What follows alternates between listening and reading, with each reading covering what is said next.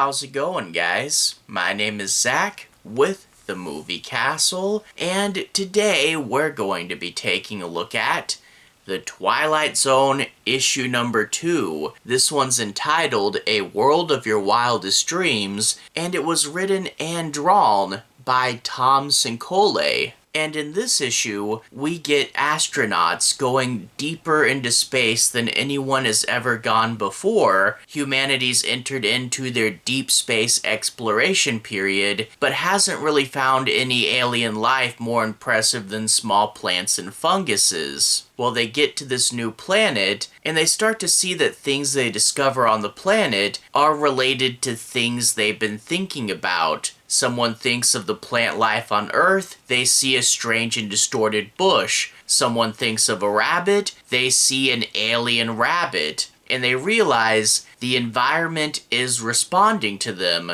Why is this and what's going on here? And overall, I think this is a pretty good concept, and in general, I thought the story was okay, but I wasn't a huge fan of that, and there are a few reasons for this. And I think one I really do have to mention is this really doesn't feel like a Twilight Zone story. And don't get me wrong, I know there were some episodes of the Twilight Zone that were more sci-fi, there were even spaceships and other planets, and I get that. But to be honest, this really felt more like a Lost in Space story, and with just a few tweaks to the story, it really could have been rewritten to be a Lost in Space comic. It was old school, retro sci-fi, very 1950s, but the story never really had the hard-edged teeth that a Twilight Zone story should. I mean, the idea of a planet responding to your thoughts, we could really go pretty hardcore on the nightmarish and surrealist imagery. But no, this comic doesn't really feel that scary. And yeah, it just didn't feel super Twilight Zone-y to me. On top of that, the story structure was also kind of disappointing. We seem to bounce from random idea to random idea with not much of a sense of progression, and the mystery doesn't really dole out those classic puzzle pieces that I really want. Instead, it's like a sequence with this, a sequence with that. Here's a random sequence in a courtroom because, I don't know, why not? So again, it did seem to bounce all over the place. And then we get to the end, which I will not spoil, but I will say it wasn't that shocking of an ending. When you're telling me you're doing Twilight Zone, I really want those good gut punch endings, and it was an okay concept, but not a great concept. And they also spend way too long explaining it to us. It's one of those things that when I hear it, I get it really quick. I'm like, okay, that's what we're doing here. But instead we get panel after panel, and they're super text heavy as well. That is one thing with this comic, is they really don't have a great text to image ratio. And this comic really does prattle on with the dialogue quite a bit, but especially at the ending. It really did feel like, you remember in Psycho when they over-explained the ending because the studio was worried that people wouldn't get it and we get that whole extraneous scene there? This really did feel like that. And towards the end of the book, I was like, okay, I get it. Are we gonna do something else, or is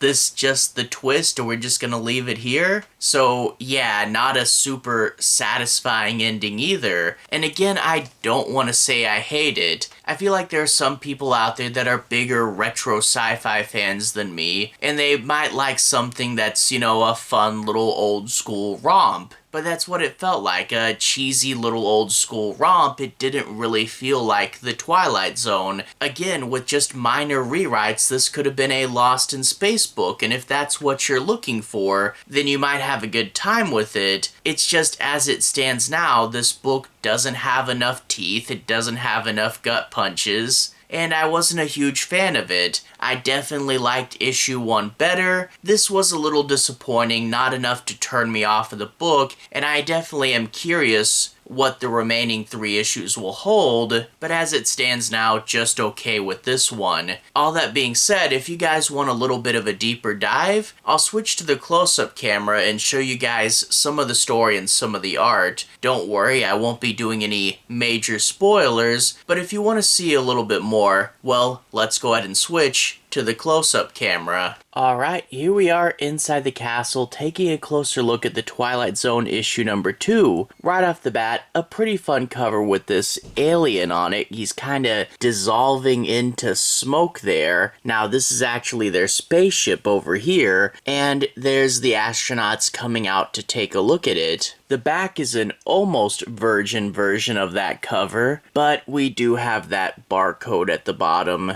On the top, we get to see IDW Dark number 2, $4.99 US, and The World of Your Wildest Dreams by Tom Scioli. That really looks more like a quote than the title of the story, but whatever. We get a bit of a cover gallery in the back, the A cover, the B by Francesco Francavilla, and my personal favorite is the C cover with this alien therapist looking over this astronaut. That's pretty cool. That one's by Jim Rugg.